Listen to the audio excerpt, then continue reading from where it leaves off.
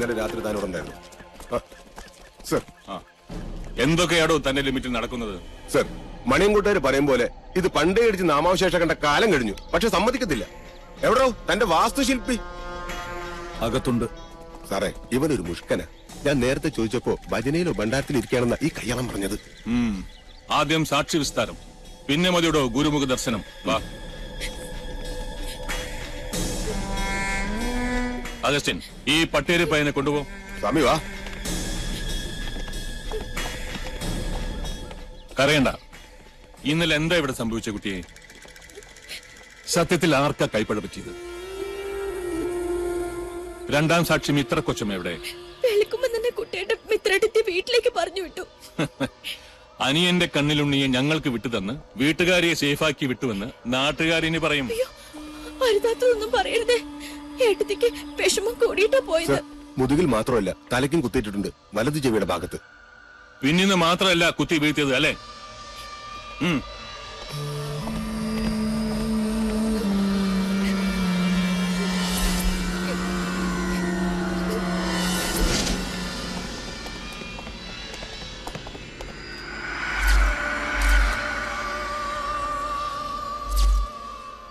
Augustine, body പുറത്തേക്ക് എടുത്തോളൂ. Sir.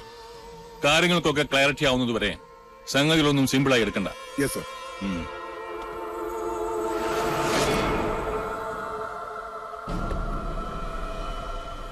അരുത്. ആ മുറി നിറയെ വവ്വാലുകളും നരിച്ചീരുകളുമാണ്. അതാരും തുറക്കാറില്ല. അനന്ത, എസ് പിയെ തടയണ്ട.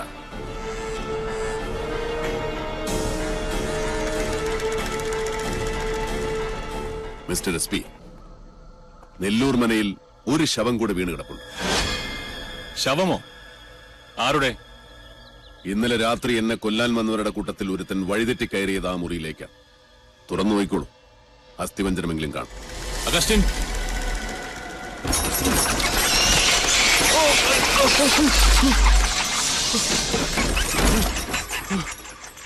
ജീവിക്കാൻ അർഹതയില്ലാത്തവരെ ആർക്കും രക്ഷിക്കാൻ കഴിയില്ല. നീചന്മാരുടെ മരണത്തിൽ സജ്ജനങ്ങൾ ദുഃഖിക്കാറില്ല.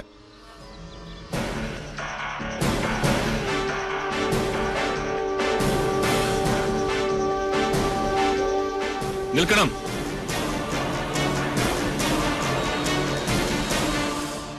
പട്ടാഴി തമ്പുരാനെ കണ്ട് കൈ തന്ന് സലാം പറഞ്ഞ് തിരിച്ചു പോകാനല്ല ഞാൻ വന്നത്.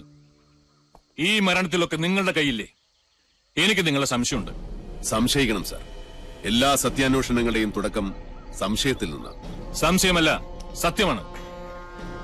പ്രതികാരം ചെയ്യാൻ പട്ടാഴി മാധവൻ തുനിഞ്ഞിറങ്ങിയാൽ ആർക്കും തടുക്കാനാവില്ലെന്നറിയാം. ഇനി എത്ര ശവം കൂടി വീഴാനുണ്ട് ചമ്പ്രയിൽ? മീരാൻ സാഹിബ് വരണം. തുളസി, ഊണിന് ഏമാനുണ്ടാവും. ഇല്ല തമ്പുരാൻകുട്ടി, അത് പറ്റില്ല. ഇന്ന് എസ് പിയുടെ ക്യാമ്പ് ഇവിടെ. ഇല്ലത്തെ ചോറ് ഞാൻ ഒരുപാട് ഉണ്ടിട്ടുള്ളതാ. പരിചയമില്ലാത്തവരുടെ മുമ്പിൽ വെച്ച് ഞാൻ തമ്പുരാൻകുട്ടിയോട് പരിചയക്കേട് കാണിച്ചു, പോലീസ് കളിച്ചു. തമ്പുരാൻകുട്ടി ക്ഷമിക്കുക. ഇതിലൊന്നും ഒരു കാര്യമില്ല. സീസറിനുള്ളത് സീസറിന്, കാഫറിനുള്ളത് കാഫറിന്. കുപ്പായമിട്ടാൽ എല്ലാ മുഖവും ഒരുപോലെ കാണണം, അതാണ് ശരി. ആ കുട്ടിയോട് എന്ത് തരക്കാരെന്ന് അറിയാത്തതുകൊണ്ട് ഞാൻ ഏത് തരക്കാരനാണോ ആ തരക്കാരായി വളരാനാണ് ഞാൻ അവരെ പഠിപ്പിച്ചത്.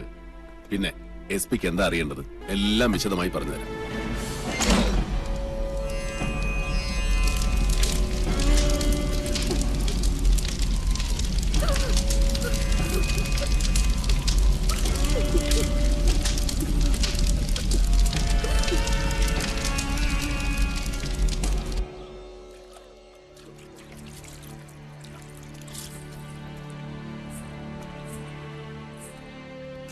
മുടിയഴിച്ചിട്ട് ആർത്ത് വിളിച്ച് കൂവുകയും ചിലപ്പോൾ മുത്തുമണി കിലുങ്ങുന്നത് പോലെ പൊട്ടിച്ചിരിക്കുകയും ചെയ്യുന്ന മണിയൻകുട്ട് സാവിത്രിയുടെ ഉച്ചഭാഷി. എന്താ അത്? പാവൂരി മഹാറാണയുടെ ശില്പശാസ്ത്രത്തിൽ ഇതിന് പഞ്ചയന്ത്രം എന്ന് പറയും. പഞ്ചഭൂതങ്ങളെ പ്രീതിക്ക് വേണ്ടി ഭവനങ്ങളിൽ സ്ഥാപിക്കേണ്ട യന്ത്രം. ആരുമറിയാതെ യന്ത്രത്തിന്റെ വായിൽ ഉളിയന്നൂർ തച്ചൻ ഒരു ജാലവിദ്യ ഒളിപ്പിച്ചു വെച്ചു. ഒരു പുല്ലാങ്കുഴൽ. രാപ്പകൽ പാലക്കാടൻ കാറ്റിരമ്പ് വീശും ചെമ്പ്രഭൂമിയിൽ. അപ്പോൾ കുഴൽ കൂകി വിളിച്ചുകൊണ്ടേയിരിക്കും.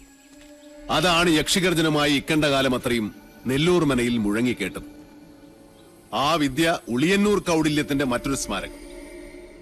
ഉളിയെറിഞ്ഞ് ഞാൻ അരിഞ്ഞു വീഴ്ത്തിയത് സാവിത്രിയുടെ നാവല്ല, തച്ചുശാസ്ത്രത്തിലെ ഒരു അമരധ്വജന്റെ മഹാസിദ്ധിയെയാണ്.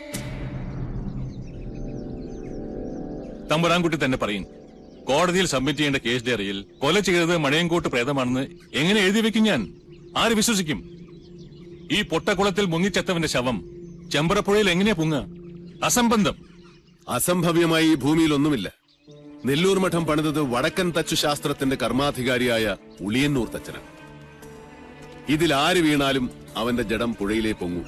ഒരു പോലീസുകാരനും അതിൽ സന്ദേഹം വേണ്ട. എന്നുവെച്ചാ അളവ് തെറ്റിപ്പണിയിച്ച അരക്കില്ലമാണ് നെല്ലൂർ മന.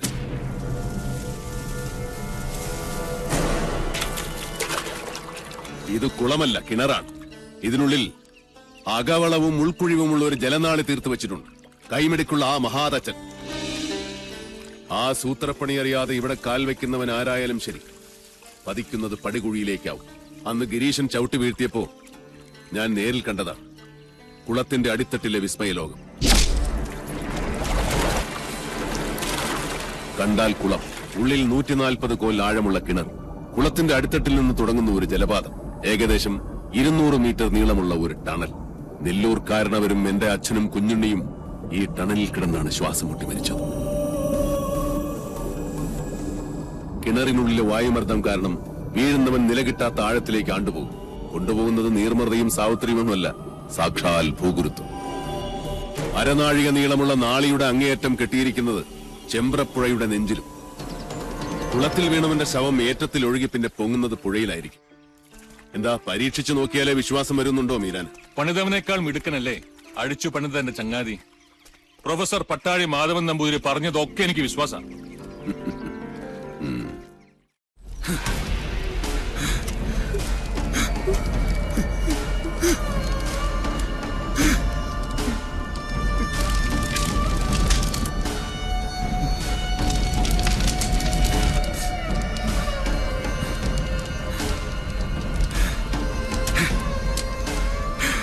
സൂരി, അവിടെ നിക്ക.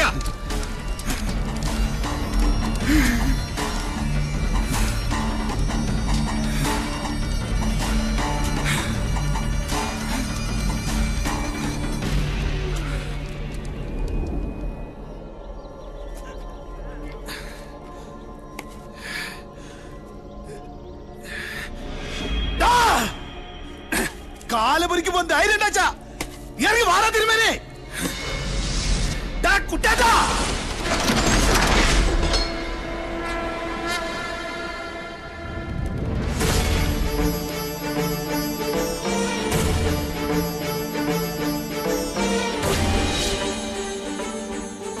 ഇനി നിന്റെ തിലോദകം കഴിഞ്ഞിട്ടാ ഞാൻ കുളിക്കോ?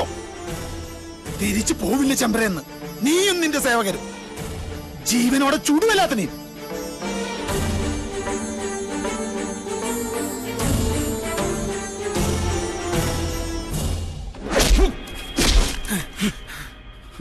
കുഞ്ഞുണ്ണിയേട്ടൻ എന്ന ശിക്ഷയുടെ കാലാവധി കഴിഞ്ഞിട്ടില്ല നിനക്ക്. ആ അടിക്ക് നിന്റെ ആസനം മാത്രമേ പോയിട്ടുള്ളൂ. ഗുരുവിന്റെ അടിക്ക് നിന്റെ തല തെറിക്കും. ചാവണോടാ നിനക്ക്. അനന്താ വിട്, ഈ തിരുവങ്കനെ ഞാൻ പറഞ്ഞു വിട്ടോളാം. ഈ മുറ്റത്ത് നിന്റെ ഒച്ച ഇനി പൊങ്ങരുത്. ഇറങ്ങി പൊക്കോണ ഈ നിമിഷം.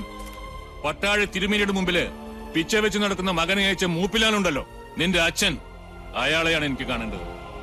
ഉപദേശിച്ച് പദം വരത്തേണ്ട പ്രായം കഴിഞ്ഞുപോയി മൂർഖന്. താൻ എന്റെ അച്ഛനിട്ട് എന്നെ കുത്തിയല്ലേ?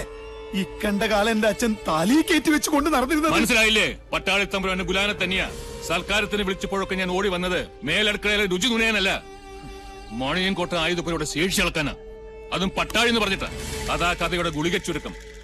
അതല്ല, തന്തയും മക്കളും പൊരുതാൻ നിന്നാൽ അന്യം നിന്നുപോവും മണിയൻകോട്ട് ഗോത്രം. കളി മാധവനോടാ.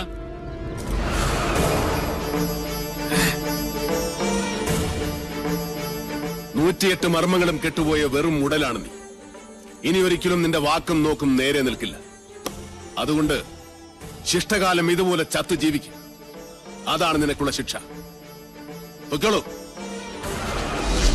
പോടാ.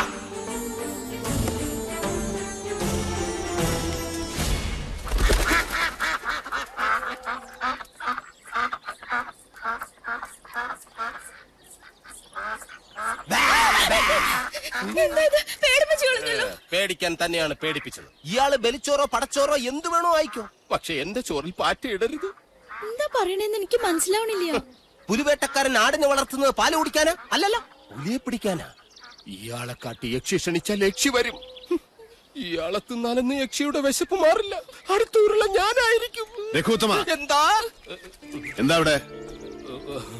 ഓരോരോ മന്ത്രങ്ങൾ പറഞ്ഞു പഠിപ്പിക്കായിരുന്നു ഞാൻ. ഒന്നുകിൽ പറഞ്ഞത് മനസ്സിലാക്കുക, അല്ലെങ്കിൽ മനസ്സിലാക്കിയത് പറയുക. ഓ, കുട്ടിയെ വെറുതെ പഠിപ്പിക്കാതെ. കുട്ടിയെ പേടിപ്പിച്ചല്ലേ ഉള്ളൂ, അല്ലാതെ പീഡിപ്പിച്ചൊന്നുമില്ലല്ലോ. എന്താ, ഭയമുണ്ടോ? എനിക്കൊരു ഭയമില്ല. ഭയം വേണം. ഇതുപോലൊരു തൃക്കാർത്തിക രാത്രിയിലാണ് നെല്ലൂർക്കാരനവർ കൊല്ലപ്പെട്ടത്. വർഷങ്ങൾക്ക് മുമ്പ് നിന്റെ അച്ഛൻ ഹരിനാരായണൻ മരിച്ചതും ഇതേ ദിവസ. ഇനി നിന്റെ ഊഴ വാങ്ങിക്കോളൂ. നിന്റെ കയ്യിലും തെളിയട്ടെ ഇവിടെ മുഴുവൻ ലക്ഷം ദീപങ്ങൾ.